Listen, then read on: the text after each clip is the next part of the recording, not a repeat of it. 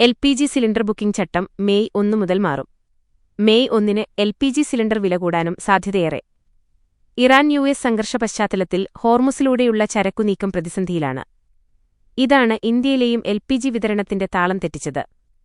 പ്രതിസന്ധി ലഘൂകരിക്കുന്നതിന്റെ ഭാഗമാണ് മെയ് മുതലുള്ള മാറ്റങ്ങൾ.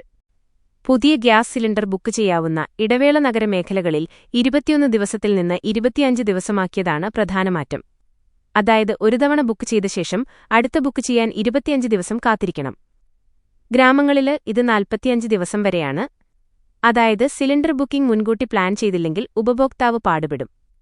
സിലിണ്ടർ കിട്ടാൻ താമസം നേരിട്ടേക്കാം. ബുക്ക് ചെയ്തയാൾക്ക് തന്നെയാണോ സിലിണ്ടർ ലഭിക്കുന്നതെന്ന് ഉറപ്പാക്കാൻ നിലവിൽ ഒറ്റത്തവണ പാസ്വേഡ് OTP സംവിധാനമുണ്ട്.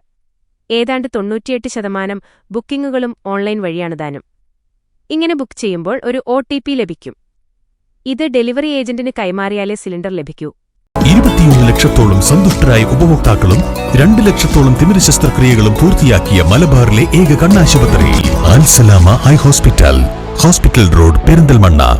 ഗാർഹിക ഉപഭോക്താക്കൾക്കുള്ള ഇളവുകൾ ദുരുപയോഗം ചെയ്യാതിരിക്കാനാണ് ഈ സംവിധാനം. ഇത് സ്ഥിരമാക്കാനാണ് സർക്കാർ നീക്കം.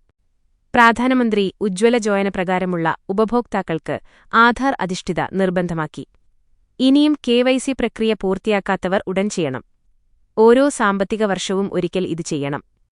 ഉജ്ജ്വല ഇതര ഉപഭോക്താക്കൾക്കും KYC പൂർത്തിയാക്കിയതുമായ ഉപഭോക്താക്കൾക്ക് ഈ വ്യവസ്ഥ ബാധകമല്ല. വിലയും കൂടും. സാധാരണ ഓരോ മാസവും 1-നാണ് എണ്ണക്കമ്പനികൾ LPG വില പുതുക്കുന്നത്. യുദ്ധത്തെ തുടർന്നു മാത്രം 2 തവണ എണ്ണക്കമ്പനികൾ വില കൂട്ടിയിരുന്നു. മാർച്ചിൽ ഗാർഹിക സിലിണ്ടറുകളുടെ 14.2 കിലോഗ്രാം വില 60 രൂപ കൂട്ടി. മെയിലും വില കൂട്ടിയേക്കാം.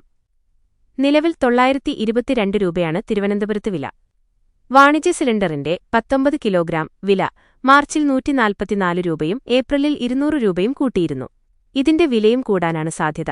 നിലവിൽ 2112 രൂപയാണ് തിരുവനന്തപുരത്തെ വില. പരിഭ്രാന്തി വേണ്ടെന്ന് സർക്കാർ.